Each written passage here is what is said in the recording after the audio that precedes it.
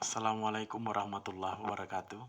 Baginda Nabi Rasulullah Muhammad Sallallahu Alaihi Wasallam pernah bersabda bahwa suatu ketika nanti kota Konstantinopel akan ditaklukkan oleh pemimpin, dan pemimpin yang menaklukkannya adalah sebaik-baik pemimpin, dan bala tentaranya sebaik-baik tentara. Begitupun rakyatnya sebaik-baik rakyat.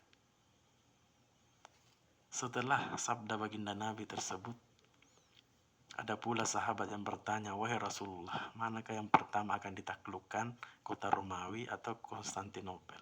Rasulullah bersabda, "Yang pertama ditaklukkan adalah Konstantinopel." Setelah sabda baginda Nabi tersebut akhirnya terrealisasi setelah 7 abad, di mana direalisasikan, diwujudkan oleh Sultan Kerajaan Utsmani yang ketujuh, yaitu mempunyai nama sama dengan baginda Nabi, yaitu Muhammad. Dan Muhammad Al-Fatih diberikan gelar kepadanya karena berarti penakluk, sang penakluk. Ayahnya adalah raja atau sultan kerajaan Utsmani yang keenam, yaitu Sultan Murad II. Namun pada pembahasan kali ini saya akan membahas tentang pelajaran yang bisa kita ambil dari sosok sang penakluk Konstantinopel. Apa hikmah yang bisa kita petik dan pelajaran apa yang bisa kita ambil dari sosok Sultan Muhammad Al-Fatih ini? Yang pertama, saya ingin membahas tentang Raja Sultan Murad II, ayah Sultan Muhammad Al-Fatih. Seorang ayah, seorang sultan, seorang raja yang bertanggung jawab terhadap pendidikan anaknya. Jadi kepada semua orang tua harus memperhatikan pendidikan anaknya. Karena anak ini adalah suatu anugerah yang diberikan oleh Allah Subhanahu wa taala dan tidak boleh kita sia-siakan. Pendidikan yang diberikan oleh Sultan Murad II kepada anaknya Sultan Muhammad Al-Fatih ini adalah sewaktu kecil ia mendidiknya dengan pelajaran-pelajaran agama. Bahkan Sultan Muhammad Al-Fatih di usia yang masih sangat muda sudah bisa menghafal 30 juz Al-Quran Al-Karim, memahami hadis, kemudian menguasai beberapa bahasa, kemudian menguasai astronomi, hukum, dan strategi perang.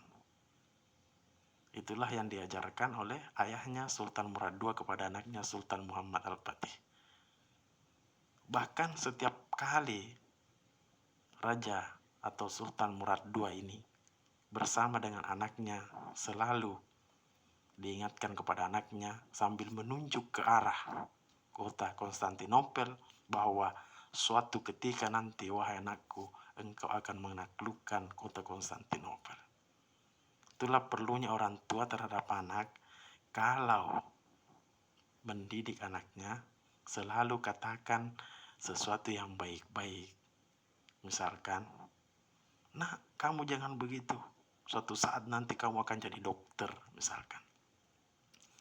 "Nah, kamu harus rajin belajar membaca Al-Quran. Suatu hari nanti engkau akan menjadi hafizah Al-Quran. Nah, kamu harus belajar begini, kamu harus belajar begini. Suatu saat nanti kamu akan menjadi seorang yang ahli." Selalu katakan yang baik-baik. Karena apa yang dikatakan kepada anak itu akan masuk ke dalam memori anak, masuk ke dalam jiwa anak. Itu yang diingat nanti pada saat ia sudah menjadi dewasa. Jadi walaupun kita marah terhadap anak kita, jangan selalu mengatakan bahwa, "Oh, kenapa kamu begini? Kamu nanti tambah bodoh nanti. Kamu nanti akan menjadi orang yang malas." Tambah malas itu. Tambah bodoh nanti itu kalau kita katakan begitu. Tetapi setiap didikan kepada anak, setiap menegur anak, usahakan selalu berikan teguran, sesuatu perkataan yang baik-baik. Kalau malas, Katakanlah bahwa kamu harus jadi orang rajin. Jangan mengatakan, kamu tambah malas. Kalau mengatakan tambah malas, itu nanti akan terekam terus di memori anak, akhirnya jadi orang malas. Tetapi kalau kita mengatakan, nah kamu harus jadi orang rajin. Rajin sholat, rajin membaca Al-Quran, rajin beribadah kepada Allah Subhanahu wa Ta'ala, itu yang tertanam di jiwa anak dan ia akan ingat selamanya. Inilah didikan yang diberikan oleh Sultan Murad II kepada anaknya. Selalu dikatakan, nah suatu saat nanti kamu akan menaklukkan Konstantinopel. Nah, kalau kita katakan kepada anak kita, nah suatu saat nanti kamu akan jadi dokter. Suatu saat nanti kamu akan jadi menteri, akan jadi presiden, akan jadi sesuatu yang baik-baiklah. Akan jadi ulama, akan jadi kiai. Selalu katakan itu. Karena memori anak itu akan merekam dan akan diingat sampai dewasa. Itulah pelajaran yang pertama sebagai orang tua terhadap anaknya. Tegurlah anak dengan didikan, dengan teguran, dengan kata-kata yang akan membawanya ke target yang baik. Akan membawanya ke sesuatu kebaikan. Ya. Kemudian, yang kedua adalah sebagai anak harus cerdas.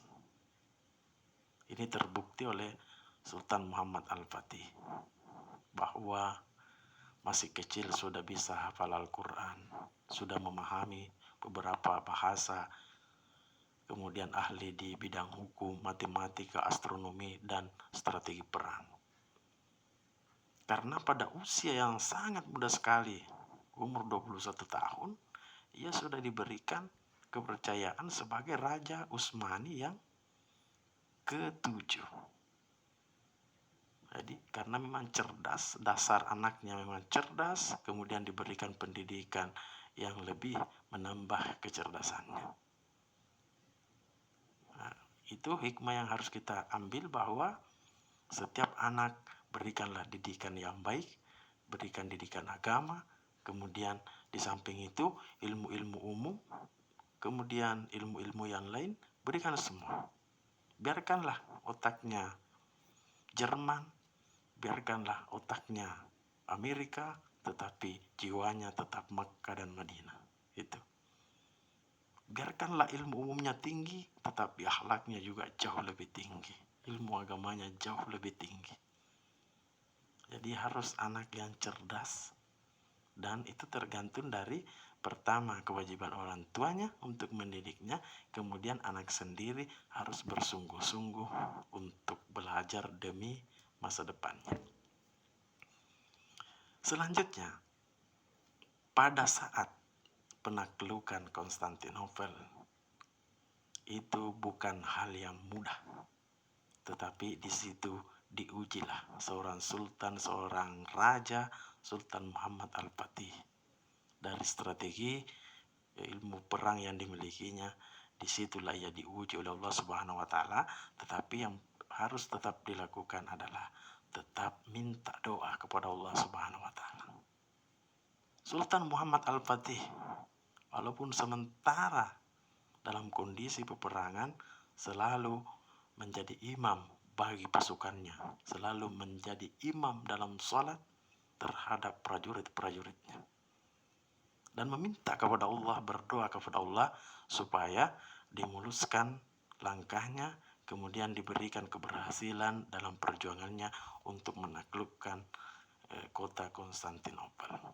Pelajaran yang bisa kita ambil di sini adalah apapun usaha kita, tidak ada artinya kalau kita tidak berserah diri kepada Allah Subhanahu wa Ta'ala.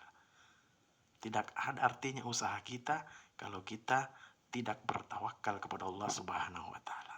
Karena kita hanya berusaha, Allah Subhanahu wa Ta'ala lah yang akan memberikan hasil di balik usaha kita. Itu yang dilakukan.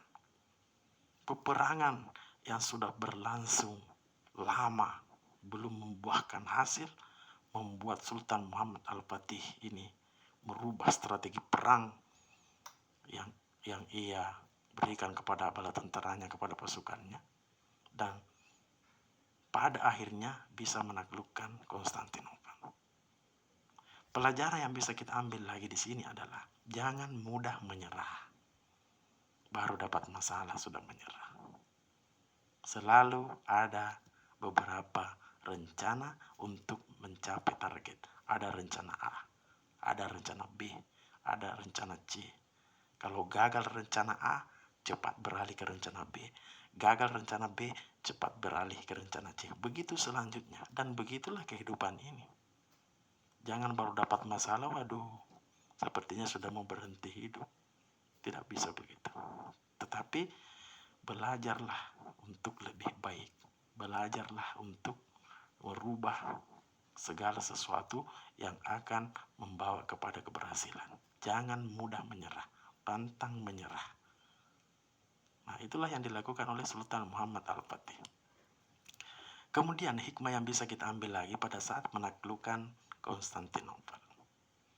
Pada saat Sultan Muhammad Al-Fatih ini masuk ke kota Konstantinopel, ia tidak semena-mena kepada agama lain yang ada di kota itu.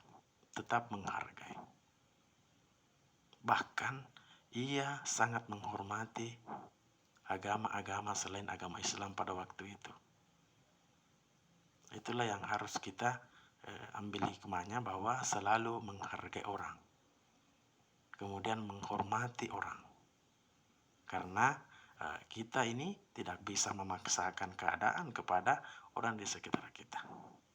Yang jelas, walaupun kota Konstantinopel sudah ditaklukkan oleh Sultan Muhammad Al-Fatih, tetapi Sultan Muhammad Al-Fatih tetap memberikan kebebasan beragama kepada penduduk Konstantinopel pada waktu itu. Itulah yang membuat banyak sekali rakyat Konstantinopel pada waktu itu lebih menghargai dan merasa dilindungi oleh Sultan Muhammad Al-Fatih. Dan pada awalnya mereka semua takut, kita akan diapakan semua ini, kita sudah direbut, kota kita sudah direbut. Tapi ternyata Sultan Muhammad Al-Fatih adalah sosok pemimpin, sosok sultan, sosok raja kerajaan Utsmani yang ke-7, yang punya wibawa, yang punya tanggung jawab, yang punya kepribadian yang bisa menaklukkan Konstantinopel. Inilah hikmah-hikmah yang bisa kita petik dari sejarah sosok Sultan Muhammad Al-Fatih, mulai dari kecil sampai perjuangannya merebut kota Konstantinopel. Mudah-mudahan ada hikmahnya kepada kita semua, terutama kepada diri saya pribadi, baik sebagai orang tua ataupun sebagai anak.